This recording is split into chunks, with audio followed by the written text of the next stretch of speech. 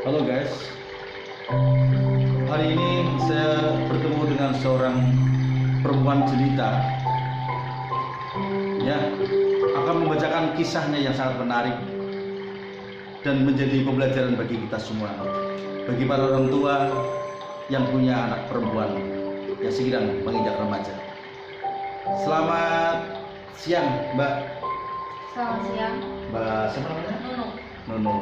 Oke guys, silakan Nunu pada pagi ini akan membacakan sebuah kisah yang sangat menarik, menjadi sebuah perenungan bagi kita semua. Silakan Nunu.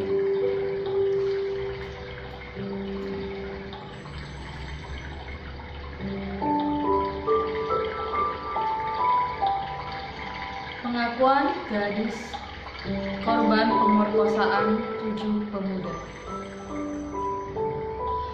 Aku tidak pernah mimpikan perjalanan hidup seperti ini. Bahkan membayangkan saja belum pernah. Tapi ternyata Sang Halik telah mengatur semuanya di luar sepengetahuanku. Sehingga aku harus melewati sebuah siklus kehidupan yang sangat menyakitkan. Demikian ungkapan hati Gis, 19 tahun, warga Jalan Sangir 3, Kelurahan Mintaragen, Kecamatan Tegal Timur, Kota Tegal, yang disinyalir sebagai korban pemerkosaan 7 orang pemuda. Awal peristiwa, mereka menyambangi kediamanku pada Jumat 3 pekan lalu. Aku yang masih nampak sangat terpukul atas peristiwa yang dialami. Awalnya aku tidak bersedia untuk ditemui.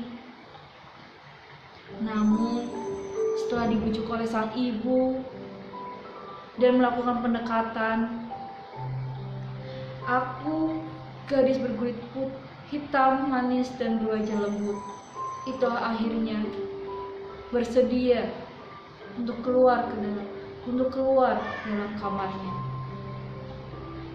Lalu aku melakukan obrolan di ruang tamu berukuran 4x4 meter. Pengalaman traumatik yang telah dialami itu berawal dari datanya seorang teman berinisial Thor. Hari itu Selasa tanggal 15 bulan 11 sekitar pukul 4 sore, Thor datang ke rumahku dengan membawa 2 orang pemuda yang sebelumnya belum pernah aku kenali. Kedatangan ketiga pemuda yang masing-masing mengendarai sepeda motor Vario, Mio, dan Jupiter Z tersebut tidak lain adalah untuk mengajak aku menghadiri sebuah acara reuni. Karena aku mengenal Thor, aku pun mengiyakannya. Bahkan Thor sempat meminta izin secara langsung kepada ibuku, yang juga sempat berpesan kepada Thor agar jangan terlalu lama. Setelah mendapatkan restu dari ibu, aku pun meninggalkan kediamanku bersama ketiga temannya. Oke Kak, sahabat, ada seorang perempuan yang bernama Gis ini tiba-tiba didatangi oleh sahabatnya. Awalnya nggak mau nemui, apalagi dia mengurung diri di kamar karena traumatik peristiwa yang telah terjadi. Seseorang wartawati datang menghampiri ibunya untuk menceritakan apa sesungguhnya yang terjadi. Barulah setelah dibujuk oleh ibunya, Gis ini bercerita bahwa peristiwa telah menimpa dirinya. Oke sahabat, kisah selanjutnya akan kita dengarkan lagi, bahwa sosok perempuan Gis telah diperkosa berapa orang. Kita simak dan kita dengarkan kisah selanjutnya. Oke guys, kita lanjutkan kisah yang menarik ini.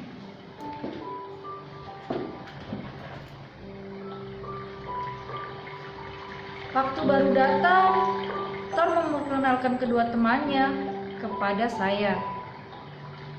Yang satunya bernama Zaid dan satunya lagi bernama D. Keduanya inisial. Katanya mereka anak SUPM. Dan waktu pergi dari rumah, karena saya kenalkan dengan Thor, jadi saya memonceng Thor. Lalu mereka membawa saya ke arah Selawi dan berhenti di sebuah rumah. Saya tidak tahu nama daerahnya.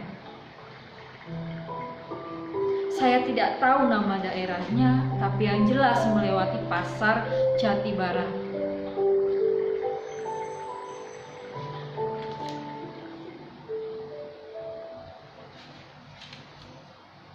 Aku menuturkan ketika rombongan masuk ke dalam rumah tersebut. Di sana aku mendapati 4 temannya yang sama sekali tidak aku kenali. Dan keempat pemuda itu tampak sedang menenggak minuman-minuman keras. Thor pun mengajak aku untuk duduk bergabung bersama mereka. Sebetulnya saya takut. Detik itu juga saya sudah minta agar Thor mengantar saya pulang. Tapi dia bilang masih menunggu teman perempuannya. Saya juga tidak tahu itu rumah siapa.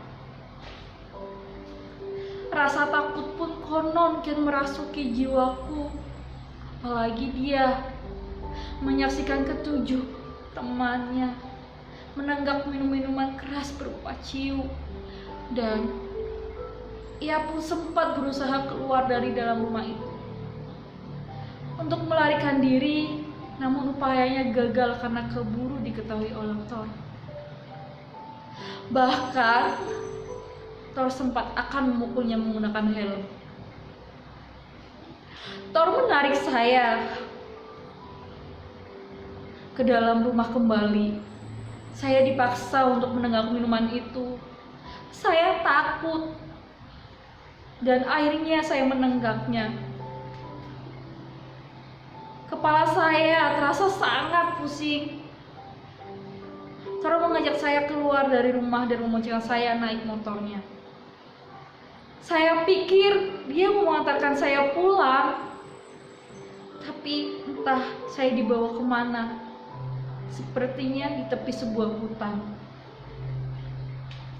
Aku mengungkapkan sesampainya di tepi hutan.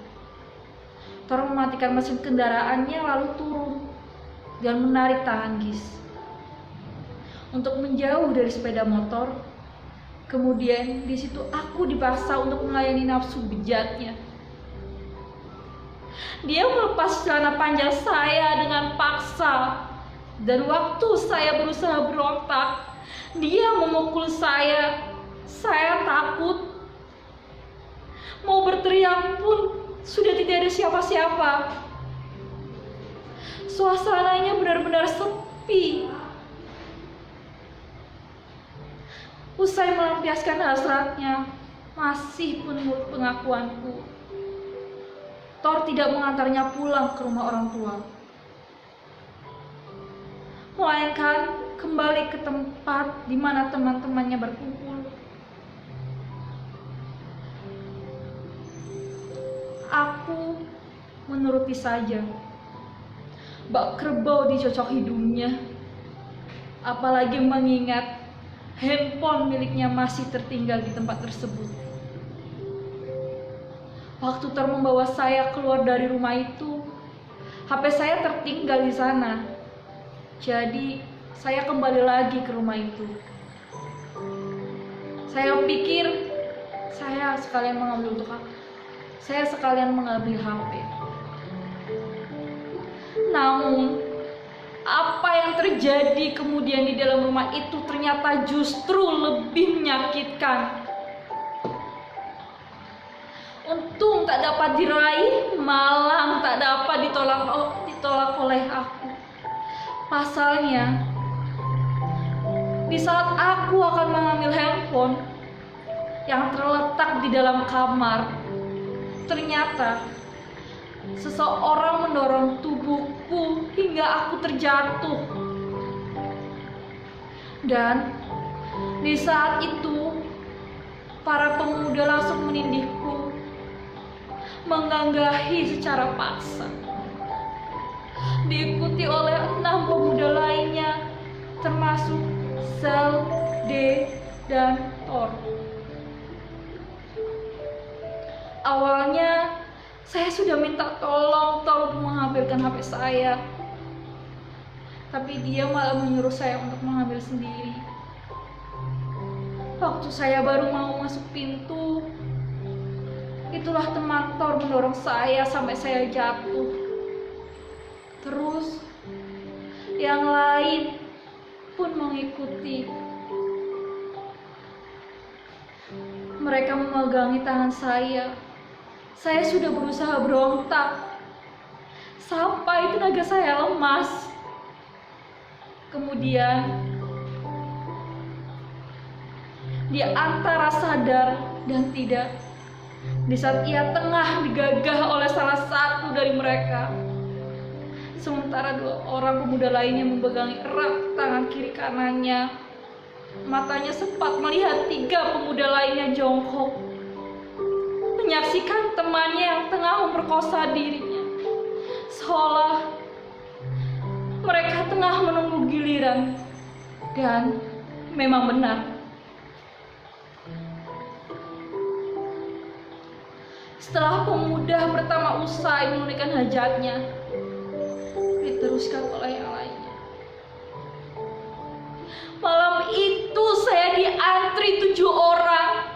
Badan saya sangat lemas, sampai saya pingsan dan baru sadar keesokan harinya. Dan waktu paginya saya mau pulang, Thor juga melarang saya sampai kami ribut di depan rumah. Akhirnya, Zal yang memoncengkan saya naik motornya. Tapi ternyata dia juga bajingan. Peristiwa menyakitkan itu ternyata tidak berhenti cukup sampai di situ. Karena Zal yang semulanya diharapkannya bisa mengantarkanku dan bisa menceritakan seluruh apa yang sudah terjadi,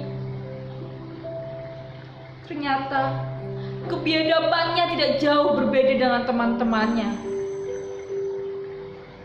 Pasalnya, Zal tidak langsung mengantarkanku pulang, melainkan mengajaknya mampir ke sebuah tempat kos yang konon tempat tinggal salah satu temannya masih sekolah di STM Bahari, di mana tempat kos itu tidak jauh dari sekolah tersebut dan juga tempat tinggal orang tua aku. Waktu saya dan Zal datang ke tempat kos, teman Zal memang tidak ada. Dia sudah berangkat ke sekolah, dan Zal mengambil kunci yang diselipkan di atas pintu. Saya nurut, diajak mampir ke sana. Kata Zal, cuma ingin buang kencing. Tapi ternyata tidak lama kemudian Zal juga memaksa dirinya untuk melakukan perbuatan mesum di tempat tersebut. Hingga keduanya digerebek oleh ketua RT dan warga setempat. Awalnya saya nunggu Zal diambil, duduk di luar rumah itu. Oke sahabat, ternyata seorang gadis tadi yang telah diperkosa dan digilir oleh 7 pemuda yang awalnya adalah sahabatnya, dan sekarang kasus itu berlanjut ke proses hukum, dan akibat dari perbuatan yang tidak senonoh, 7 pemuda sekarang masih merengkuh di tahanan. Oke sahabat, pemirsa di mana saja Anda berada, inilah sebuah gambaran realita kehidupan bahwa sekarang kita sudah tidak mampu menahan dan mengendalikan siapa saja, karena pergaulan bebas, bombastis, informasi, dan film-film situs serta pornografi yang tidak bisa dicegah oleh siapapun berdampak kepada 7 pemuda telah menggilir seorang perempuan yang masih di bawah umur. Jangan lupa sahabat, investasi diri, ketahanan kepada keluarga kita, agar kasus ini tidak terjadi lagi oleh siapapun. Kita bisa simak kisah-kisah berikutnya masih di channel Trans Tegal bersama Aji Iteng dan Lulu, serta tulisan ini pernah dimuat di harian tabloid Muara Pos, tulisan dari Mbak Vera.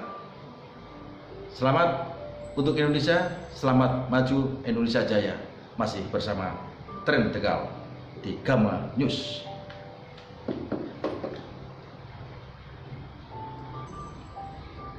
Oke Mbak Lulu, terima kasih. Lain kali nanti dibaca lagi dengan penuh kejiwaan sebelum tayang. Itulah perlunya ini yang namanya ada semacam edukasi, pembelajaran teks materi, sehingga begitu teks atau scene pertama kita sudah ekspresinya wajah seolah-olah Anda menjadi korban pemerkosaan yang dihilir itu sudah. Berikutnya nanti ada kisah-kisah yang menarik yang masih ditulis seputar oleh Mbak Vera. Karena tulisan Mbak Vera pernah bersambung di Muara Pos. Ya ini tabloid Muara Pos, ada beberapa kisah menarik yang sempat ditulis di tabloid ini. Matur nembah nuwun, salam untuk kita semua. Silakan Mbak Lulu untuk menyampaikan pesannya. Jangan lupakan budaya literasi, tetap membaca, pahami buku-buku yang ada di sekeliling kalian, dan jangan lupakan sex education karena itu sangat perlu di masa sekarang untuk menghindari yang namanya pemerkosaan dan menghindari yang namanya merugikan wanita. Tetap sebagai wanita, tetap produktif, tetap kreatif, jangan mudah diremehkan. Salam dari saya, Lulu Fitriana Fauzia atau Lulu. Jangan lupa subscribe.